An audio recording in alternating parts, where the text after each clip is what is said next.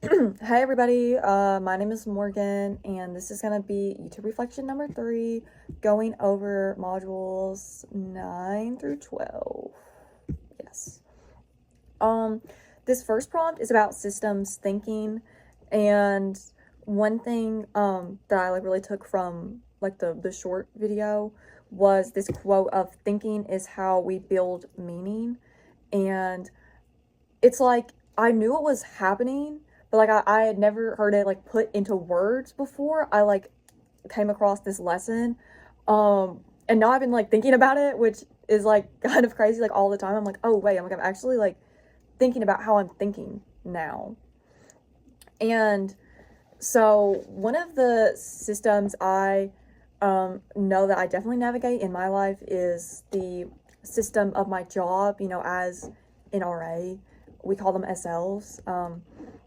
And how, that looks, and how I'm, I bring my experience to the table, and, my thoughts and how I put meaning to them.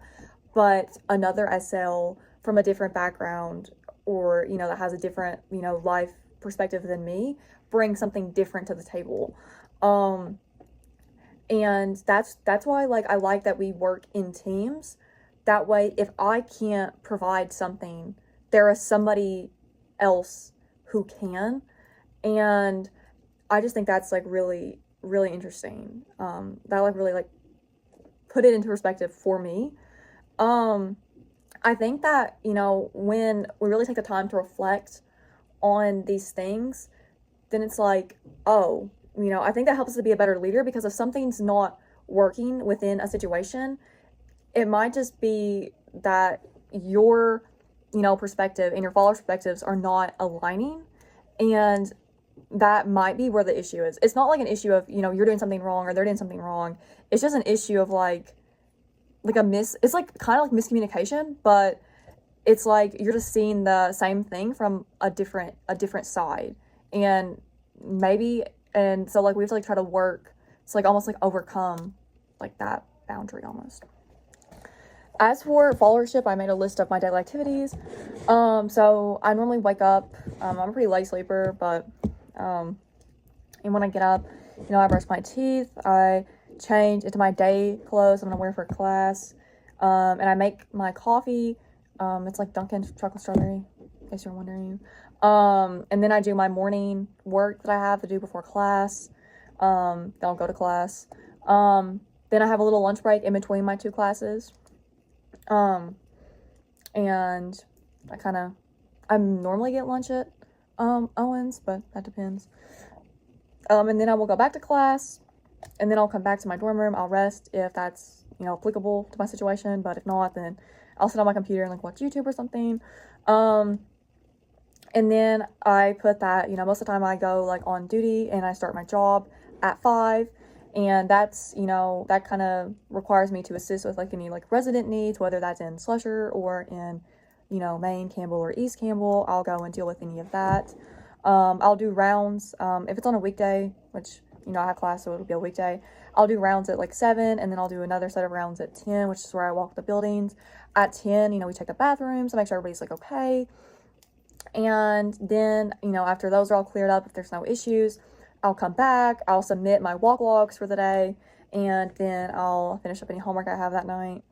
I'll call my family, and then I'll go back to bed. I definitely think that my days are pretty leader-ish heavy. I mean, there are things I follow along with that I, do, but I would say for the most part, I'm pretty on time with everything. I take a pretty independent role, which I talked about, we talked about followership styles. I think I'm kind of a lone wolf. I just think that, I don't know, it's hard for me to lose my independence. I was an older child, and so I've always been a pretty independent person. And so I think that even in my day-to-day life, I still kind of take on this independence mindset. So I'm very on the ball with stuff. I don't really wait around for someone to tell me what to do. I'm normally telling people, hey, we need to get this done. As for the eulogy versus resume virtues, I wrote down 5 for each, just to keep it, you know, kind of simple. For my eulogy virtues, I wrote passionate, driven, creative, kind, and caring. I think these are very core values to who I am. I know that some of these feel like they can overlap with resume virtues, but I don't necessarily think that's a bad thing. I think that these are values that I really hold dear to me, especially, you know, being creative, you know, being kind, and, you know, caring. Those are things I really care about, and they really, like, work in my day-to-day life. As for my resume goals, I put goal-oriented, detail-oriented, communication skills, public speaking, and customer service skills. I'm a licensed pharmacy tech, so all of the jobs I'm applying to now are, like, pharmacy tech related, and so these skills are very applicable to that job market, and so those are the ones that I, like, normally put on my resume. As for the letter, I wrote a letter to my boss from a job I used to work at. I was a 3D animator at a robotics company. That was like a high school job that I had, but in college I didn't keep the position. But I still love my boss, Dennis, very much, so I wrote a letter to him. I said, "Dear Dennis, in my leadership class, we were tasked with reflecting on a leader in our lives.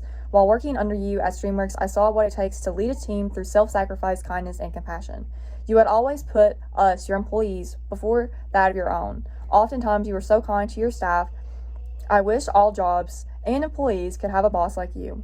I want to thank you for believing in me. I miss you, Dennis. Love, Morgan." And so, yeah, he really valued this idea of, like, servant leadership.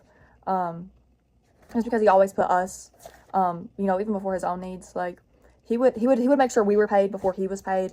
And so I really have a lot of respect for Dennis and the work that he does with Streamworks.